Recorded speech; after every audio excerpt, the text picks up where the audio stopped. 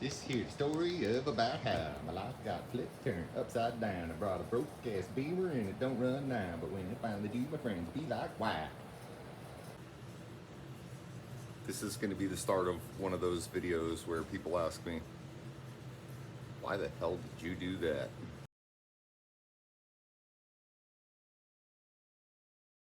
What a waste. You could have done so much more, had so much more. They might be right.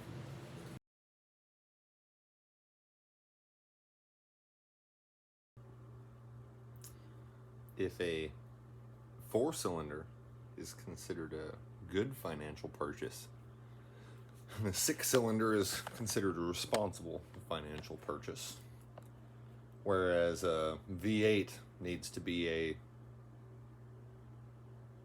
necessary purchase. What would be an absolutely fucking retarded purchase? I'm the proud new owner of an E38. It's a V12 BMW 750iL. It's a flagship car that they made in 2000. It's also the newest car that I have ever owned. To date, I've only owned a 1999 as the latest car that I've owned. I currently own a 2007 50 with 120,000 miles on it. It doesn't start and they don't know what the problem is. Who better to figure that out?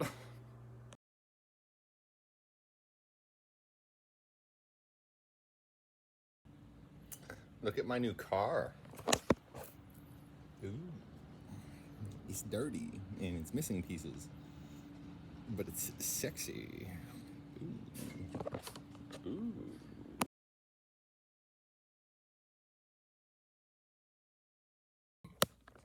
All right, standard run-of-the-mill stuff.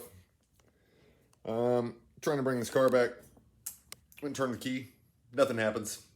Tested the batteries. The batteries have 2 volts in them, which is 2 better than none, you know, but that's 10 less than what I'm looking for to be able to power the car. So, fuck, over $400 in batteries because there's 2. There's a starting battery, one that you use to actually spin the starter, and then there's a vehicle battery, one that we use to power the vehicle because we have hundreds and hundreds of little electrical doodads that require power. So we're going to give them their own entire 12-volt DC battery. Absolutely fabulous. I'm not going to complain about that.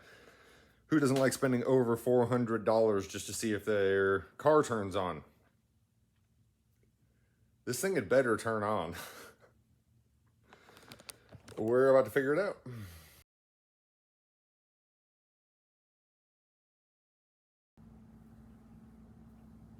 I'm calling it a day. It's hot in Arizona, and, well, it's hot.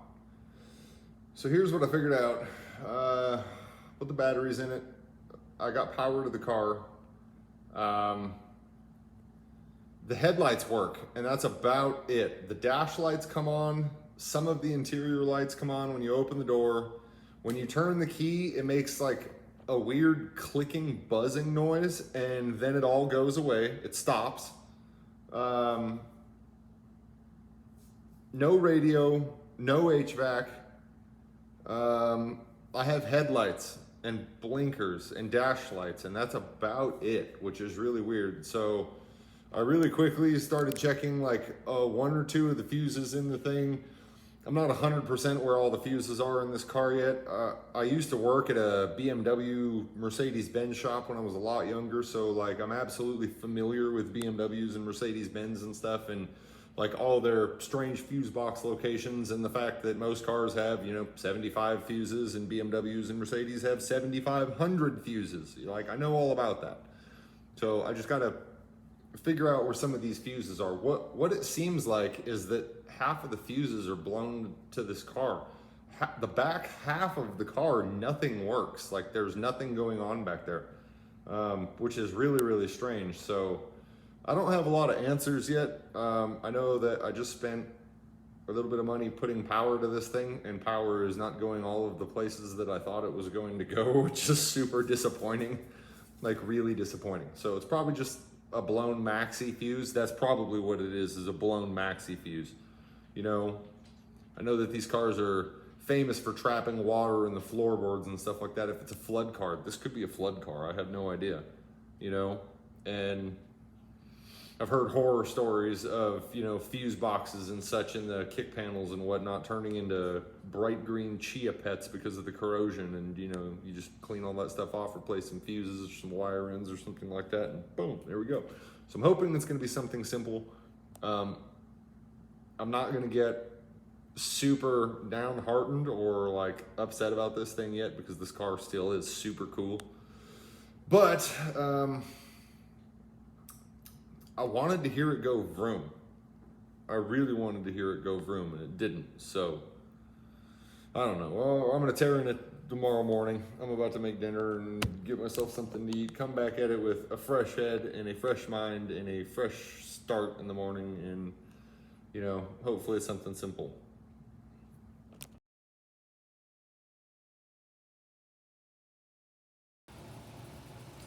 So there's a problem in there somewhere, and oh my god, this is I'm gonna have to tear apart the entire engine wiring harness if I don't find what I'm looking for down in there, and this could get really, really bad.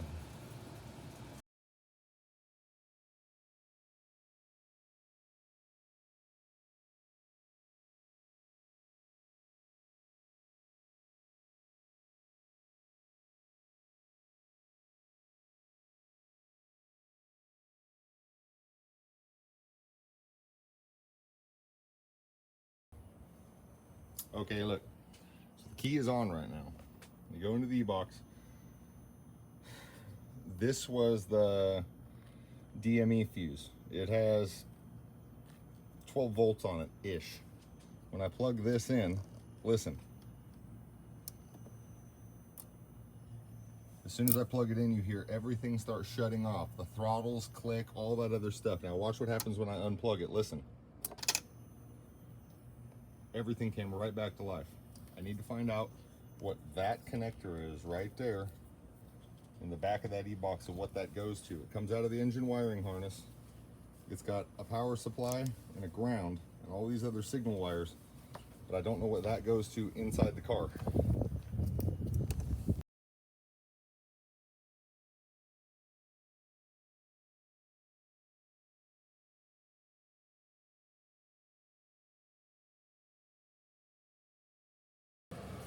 I just want to thank BMW and their infinite wisdom for all of the possibilities of fuse boxes and wiring problems that I could have in this car.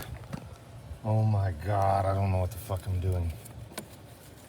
I've never worked on a Honda Civic in my life. Well, just kidding. I think I can figure this out.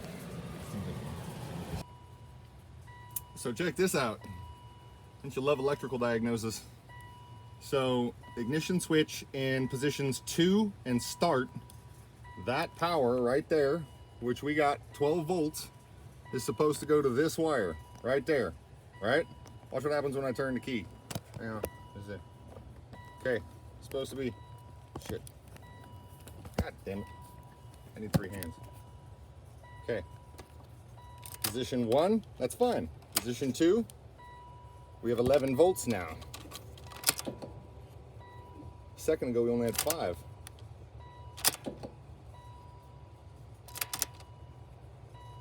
Aha!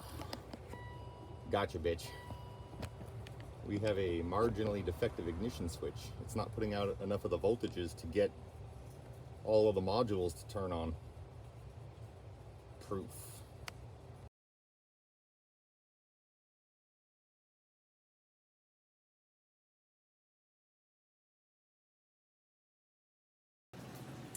For me, I'm gonna take it apart and clean it. Switch is gonna be free 99.